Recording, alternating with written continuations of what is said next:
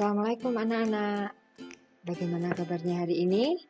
Sehat semua ya? Oke, tetap sehat, tetap semangat untuk belajar di rumah. Pada hari ini bersama Bu Ceki kita mau belajar tentang himpunan. Oke, ada yang belum pernah mendengar kata himpunan? Saya kira sudah pernah ya, jadi hampir semua dari kalian itu sudah mendengar himpunan. Tapi himpunan itu apa, bagaimana, gunaan apa dalam kehidupan sehari-hari, nanti akan kita pelajari. Tapi sebelumnya kita mau mengetahui dulu kompetensi dasar dari himpunan. Oke. Kompetensi dasar yang pertama. Kompetensi dasar yang pertama yaitu 3.4, yaitu menjelaskan himpunan, himpunan bagian, himpunan semesta, himpunan kosong, komplement himpunan, dan melakukan operasi biner pada himpunan menggunakan masalah kontekstual. Kemudian kompetensi dasar 4.4 menyelesaikan masalah kontekstual yang berkaitan dengan himpunan, himpunan bagian, himpunan semesta, himpunan kosong, komplement himpunan, dan operasi biner pada himpunan.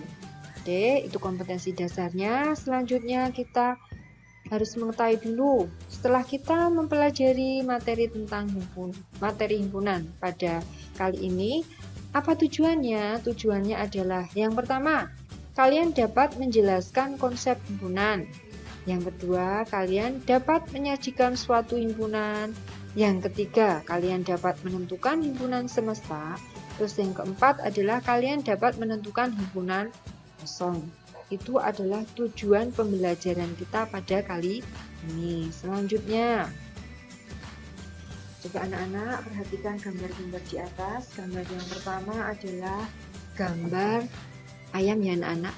Oke, ada berapa ayam? 1, 2, 3, 4, 5, 6, 7, 8. Ada 8 ayam di sini. Ada ayam jantan, ada ayam betina, ada ayam berwarna hitam, ada yang berwarna putih, ada yang berwarna seperti abu-abu, ada yang berwarna coklat. Tapi semuanya di sini adalah kelompok ayam atau kumpulan ayam. Ya toh? Di sini adalah semuanya adalah gambar ayam, tidak ada gambar yang lainnya. Oke. Kemudian contoh yang kedua adalah gambar apa ini? Gambar sapi ya anak-anak. Sapinya ada banyak, berapa jumlahnya? Ada yang tahu berapa jumlahnya? Oke. Jumlahnya banyak. Kita tidak bisa menghitung, tapi jumlahnya adalah banyak. Oke. Sapinya juga sama seperti ayam tadi. Ada yang betina, ada yang jantan, dan warnanya pun berwarna-warni. Ada yang coklat tua, coklat muda, putih, dan seterusnya. Perhatikan gambar yang kedua anak-anak. Di sini semuanya adalah gambar sapi. Tidak ada gambar ayam di sini, tidak ada gambar kera di sini, tidak ada gambar ular di sini. Semuanya adalah gambar sapi. Maka bisa dikatakan ini adalah kelompok sapi atau kumpulan sapi-sapi. Oke. Kemudian gambar yang ketiga adalah gambar bunga. Bunganya cantik-cantik. Warnanya juga berwarna-warni. Sudah bunganya cantik, berwarna-warni. Oke. Semuanya adalah di sini adalah gambar bunga. Tidak ada gambar hewan, tidak ada gambar buah-buahan, sehingga bisa dikatakan bahwa di sini adalah kumpulan bunga-bunga atau kelompok bunga. Oke. Coba dari 3 gambar ini, maka kita akan menarik kesimpulan tentang pengertian himpunan. Oke. Apakah himpunan itu? Bisa dikatakan bahwa himpunan adalah kumpulan benda-benda yang didefinisikan dengan jelas. Atau bisa dikatakan bahwa himpunan adalah kumpulan benda-benda dengan aturan yang jelas. Oke, saya ulangi ya anak-anak bahwa pengertian himpunan adalah kumpulan benda-benda yang didefinisikan dengan jelas, atau himpunan adalah kumpulan benda-benda dengan aturan yang jelas. Coba kita lihat gambar yang tadi ditampilkan. Oke. Gambar yang pertama, apakah aturannya jelas? Apakah aturannya jelas? Jelas aturannya. Aturannya apa? Ayam. Jadi aturannya ayam, entah itu ayam betina atau jantan, tapi di sini aturannya adalah jelas, ayam.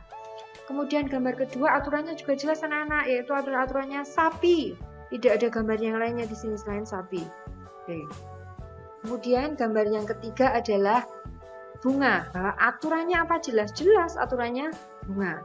Jadi ketiga gambar ini bisa dikatakan adalah himpunan. Yang gambar pertama himpunan ayam, gambar yang kedua himpunan sapi, gambar yang ketiga himpunan bunga. Oke, jelas ya anak-anak pengertian himpunan, bahwa himpunan itu adalah kumpulan benda-benda yang didefinisikan dengan jelas, atau himpunan adalah kumpulan benda-benda dengan aturan yang jelas. Oke, kita lanjutkan.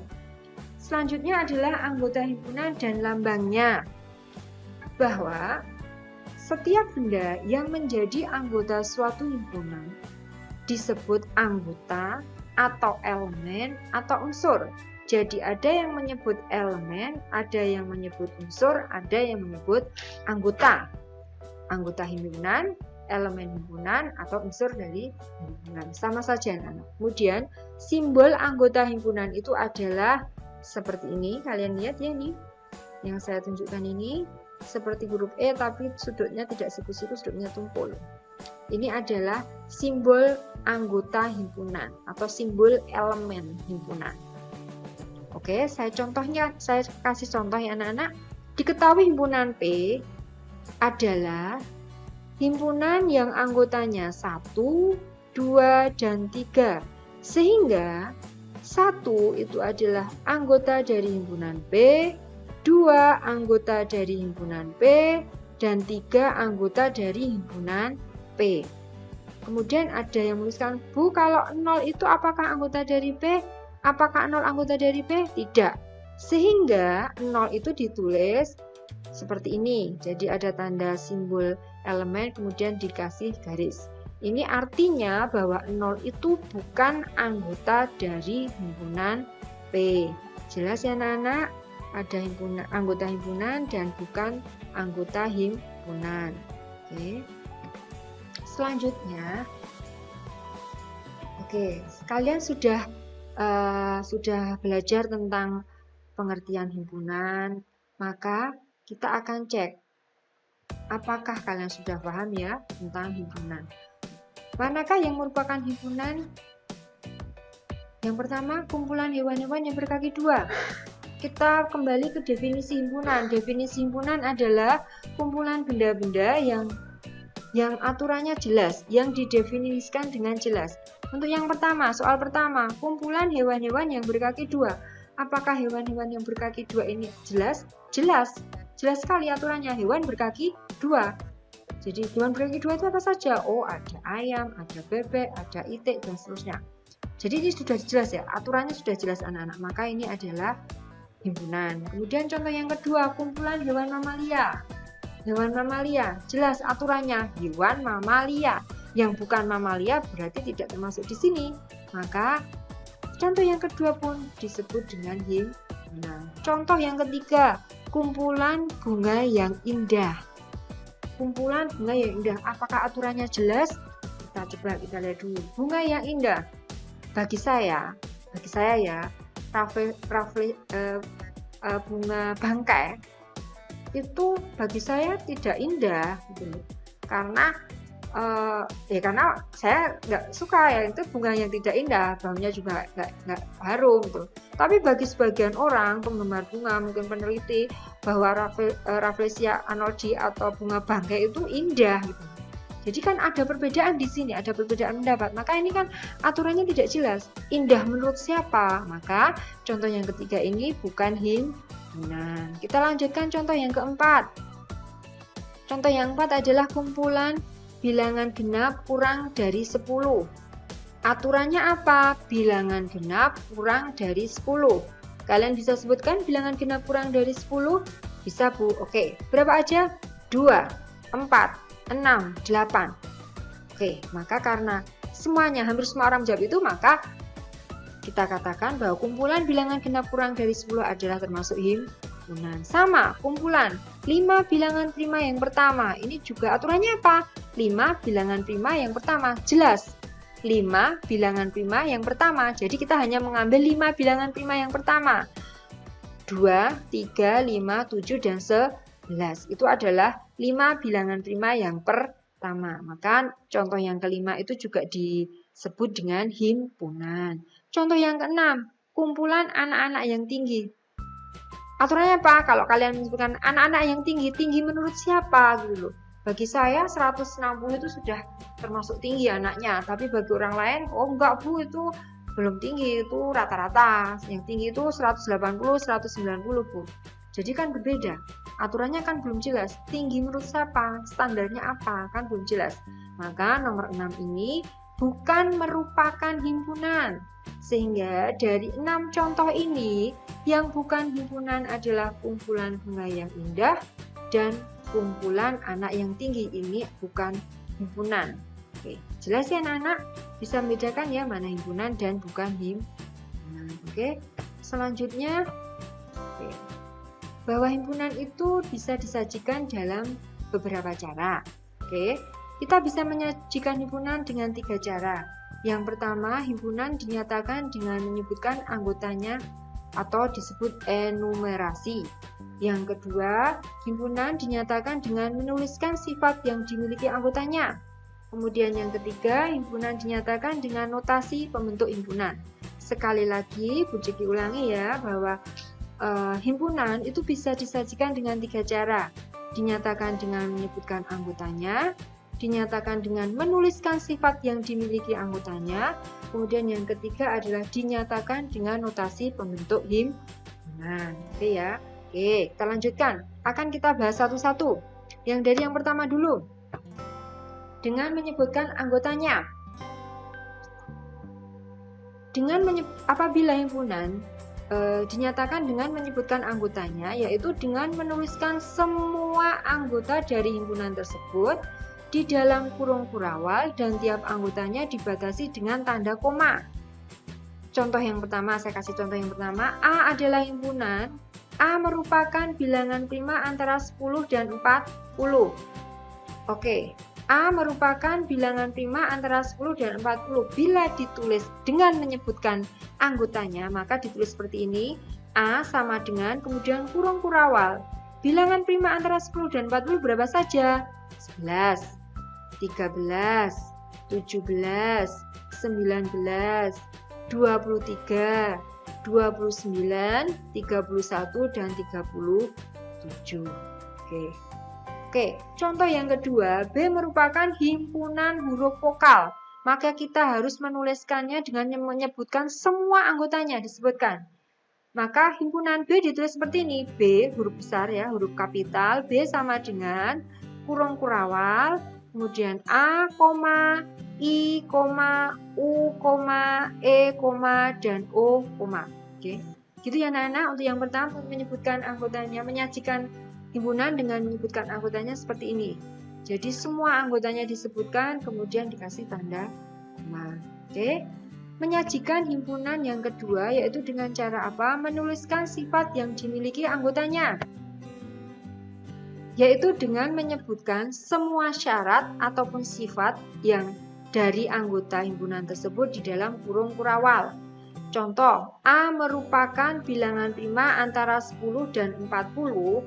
Maka ditulis menjadi A sama dengan kurung kurawal bilangan prima antara 10 dan 40. Kemudian contoh kedua, B merupakan semua bilangan ganjil kurang dari 15. Maka ditulis menjadi, ini B ya seharusnya. B adalah bilangan ganjil kurang dari 15. Oke, begitu.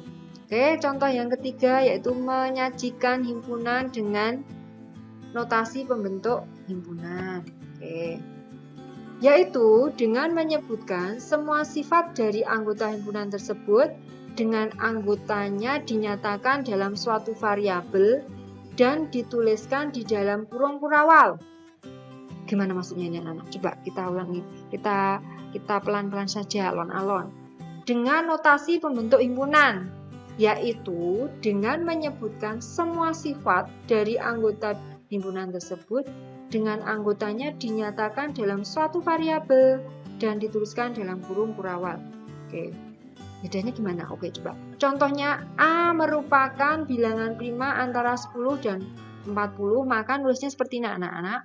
A sama dengan kurung kurawal, kemudian huruf X, kemudian ada tanda garis, ini 10, ini tanda lebih kecil ya, X, lebih kecil lagi 40, kemudian koma X elemen bilangan prima. Tetapi bacanya tidak seperti itu. Bacanya perhatikan, di sini adalah A sama dengan A adalah himpunan yang anggotanya adalah X sedemikian hingga X lebih kecil dari 10 dan X.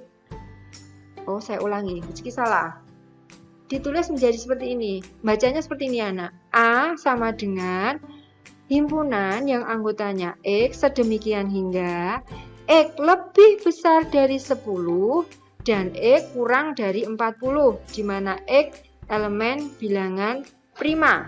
Oke ya. Oke, itu yang pertama. Kemudian yang kedua, contoh yang kedua, B merupakan bilangan genap kurang dari 10.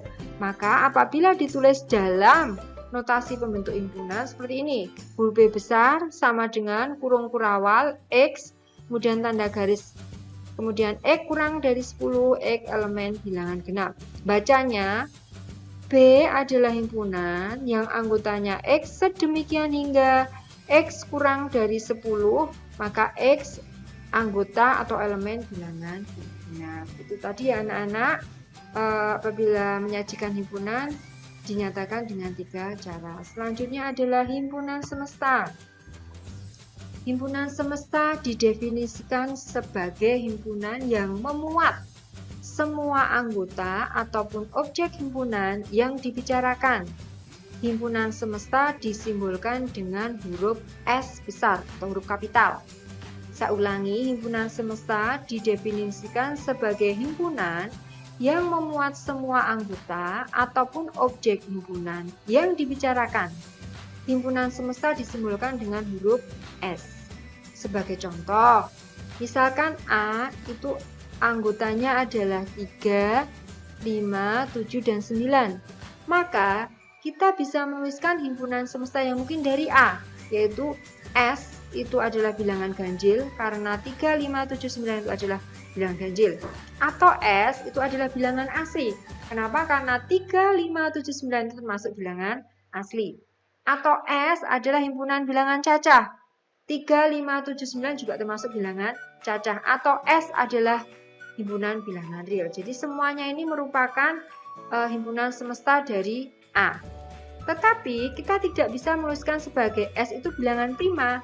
Kenapa tidak bisa anak-anak? Karena ada angka 9 yang bukan termasuk bilangan prima. Oke, itu himpunan semesta. Selanjutnya yaitu himpunan kosong. Apa itu himpunan kosong?